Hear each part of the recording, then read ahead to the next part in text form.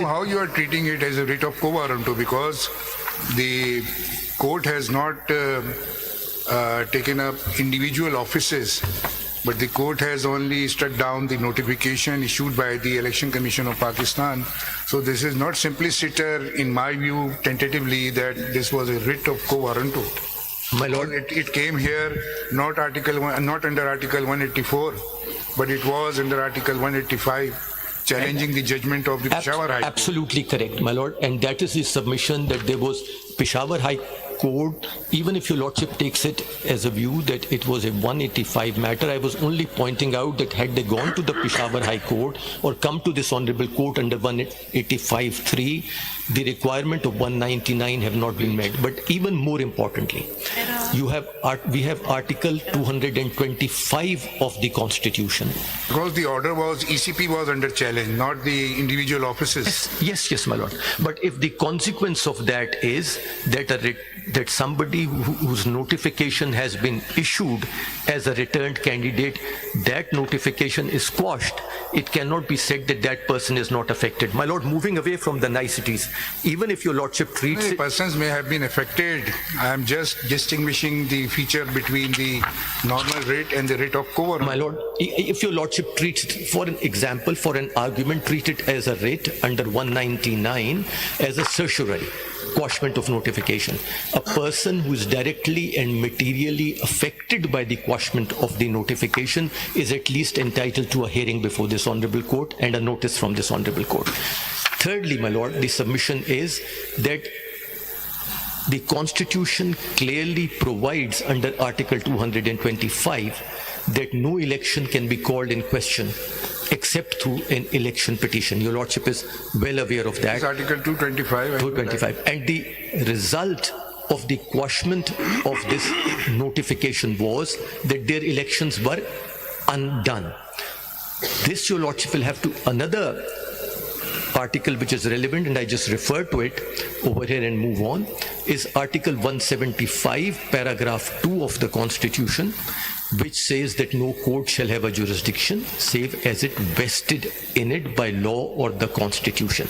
Your lordship will find in the majority judgment that none of these three articles find any reference. How Article 225 attracts in this case? My lord, because even if although the notification has been struck down, the result of the notification was that a number of persons stood elected to the offices on this reserved seat, and their election was being undone, so the election was being called in question. That election, once the notification is quashed, declaring them as returned candidates, their election is undone. And that is why 225 is relevant. But Article 225 will come when there is a proper election. This is a reserve seat. You have to submit the nomination for the reserve seat, that your contestants of the reserve seat are there.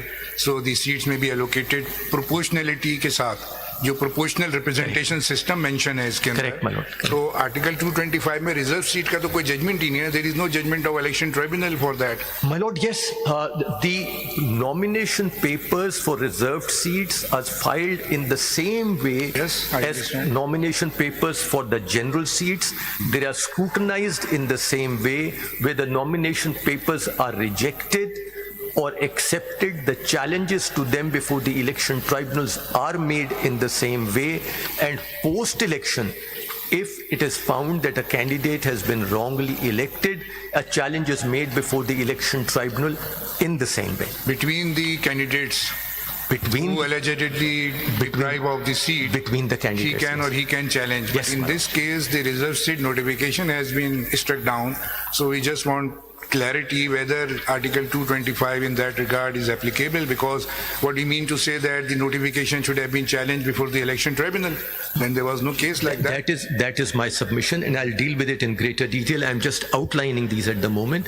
That is the submission. I'll come to it in greater detail later with your lordship's leave and permission. And if this was the case, then at very initial stage when five members bench was hearing this case in the Peshawar High Court, They could have non-suited on this technical ground that you have approached the wrong court. You have to approach to the tribunal for that reason. My lord, their petitions were dismissed. This point was specifically not there, but these petitions were dismissed. If your arguments are accepted, then the Peshawar High Court had no jurisdiction. Then the petition should have been dismissed instead of deciding it on merits. My lord, Peshawar High The Court, judgment of the Peshawar High Court will not be in field. Peshawar High Court dismissed the petition in any Whether this objection was raised by any forum your on the ladyship, jurisdiction of the Peshawar High Court. your ladyship, in not in so many words, but this, Conceded to the jurisdiction of Peshawar High Court. and the reason why this was not the case before the Peshawar High Court also is that at that time this notification of 13th of May 2024 was not in the field. The notification came in the field during the pendency of the matters before this honorable court, and therefore when this honorable court, so the question to the jurisdiction of the Peshawar High Court would not arise when it came before this honorable court. And now I move on to the main facts of the case. This was not an issue which was considered in the majority judgment one way or the other. Likewise, Article 175, paragraph 2 is only considered in the minority opinion of my lord, the senior member of the bench, and my lord, Mr. Justice Naeem Afghan. It is not considered in the majority judgment at all as to what are the consequences of a correct interpretation of Article 175, 2 of the Constitution. My lord, turning to the judgment itself, insofar as review petition is concerned, I am not going to spend a lot of time to state before your lordship as to what are the parameters or scope of the review jurisdiction. That is well established in a number of judgments of this honorable court, that when there is a departure from material facts without adverting to a provision of law or a departure from such a provision of the Constitution or the construction of the Constitution, not just interpretation, because the majority makes a distinction between interpretation of the Constitution and construction of the Constitution. The Supreme Court says this will be an error apparent on the face of the record and it will be interfered with.